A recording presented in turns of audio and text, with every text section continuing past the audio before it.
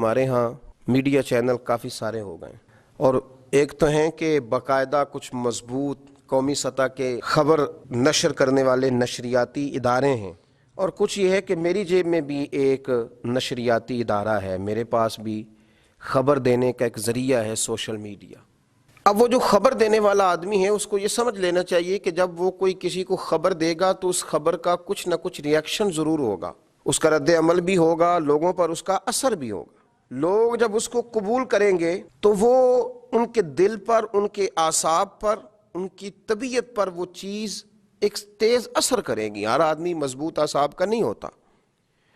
بہت سارے لوگ اس خبر کا اثر قبول کریں گے۔ ایک آدمی نے اٹھ کے یہ کہہ دیا کہ جناب وہ دیکھیں کہ فلاں وبا کے مریض بہت زیادہ ہیں، اتنے تو بتائے نہیں جا رہے، پتہ نہیں کیا بنے گا۔ تو اس نے بہت ساری چیزیں اپنی طرف سے کر تو دیں پر اس نے تحقیق نہیں کی، اور سننے والے نے بھی اس کو قبول کر لیا۔ تو میری گزارش ہے خبر دینے والے اداروں سے، حکومتی ترجمانوں سے، کہ وہ خاص اہم بات جو مضبوط ہے وہ آپ کسی کے سامنے بیان کریں گے۔ میرے نبی پاک صلی اللہ علیہ وسلم نے فرمایا مومن کبھی بزدل تو ہو جاتا ہے، کنجوس تو ہو جاتا ہے، پر میرا کلمہ پڑھنے والا مومن جھوٹ نہیں بولا کرتا۔ اور پھر جو آگے بات پہنچانے والے ہیں، جو اس کو فارورڈ کرنے والے ہیں، جو شیئر کرنے والے ہیں، جو آگے لے جانے والے ہیں، جو اس کا ابلاغ کرنے والے ہیں، جو لوگوں کو پہنچانے والے ہیں، وہ بھی بغیر تحقیق کے بتائے جا رہے ہیں، انارکی پھیلاتے ہیں، خوف پھیلاتے ہیں، ایک دوسرے کے خلاف چیزوں کو پراپوگیٹ کرتے ہیں، اور ایک منظم طریقے کے ساتھ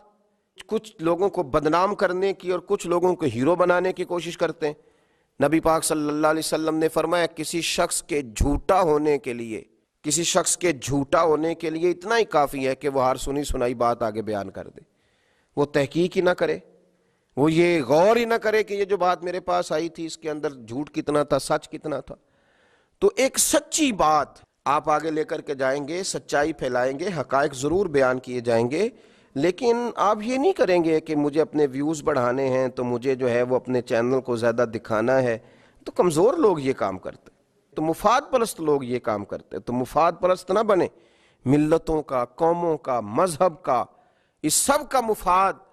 آپ سامنے رکھیں۔ جو لوگ اپنی ذاتیں بنایا کرتے ہیں ان کی ذاتیں مٹ جایا کرتی ہیں، اور جو اپنی ذات سے اوپر اٹھ کے سوچا کرتے ہیں اللہ کریم انہیں بلندیاں عطا فرماتا ہے۔ نظریات زندہ رہیں، افکار زندہ رہیں تو شخصیات کا نام بھی رہتا ہے، لیکن اگر نظریات ہی مر جائیں تو پھر افکار اور پھر شخصیات کیسے بچیں گی؟ تو اس لیے سچی بات، کھری بات، اور کوشش کریں کہ اس دور میں جب لوگ مشکل میں ہوں، آزمائش میں ہوں، تو کوئی بھی ایسی بات نہ کریں جو لوگوں کے لیے اذیت کا باعث ہو، اور لوگ تکلیف میں آ جائیں اور آپ کہیں میں نے تو جھوٹ بولا تھا، وہ میں نے تو خوش طبعی کی تھی، وہ میری تو وہ ذرا معلومات ٹھیک نہیں تھی، وہ بس مجھے تو جیسے پتہ چلا میں نے آگے بیان کر دیا۔ تو آپ ذمہ داری کا احساس کریں، آپ اس طرح کر کے لوگوں کو اذیت اور تکلیف میں مبتلا نہ کریں۔ آپ ایک سچی بات لوگوں کے سامنے بیان کریں۔ جب آپ غلط بات کو فروغ دیں گے، جھوٹ کو فروغ دیں گے، تو آپ کا تو چہرہ مسخ ہوگا ہی، دنیا کے سامنے ملک کا، ملت کا، معاشرے کا چہرہ بگڑے گا۔ اللہ تعالی حق بات کہنے، حق بات سننے اور حق بات کی تبلیغ کرنے کی توفیق عطا فرمائے۔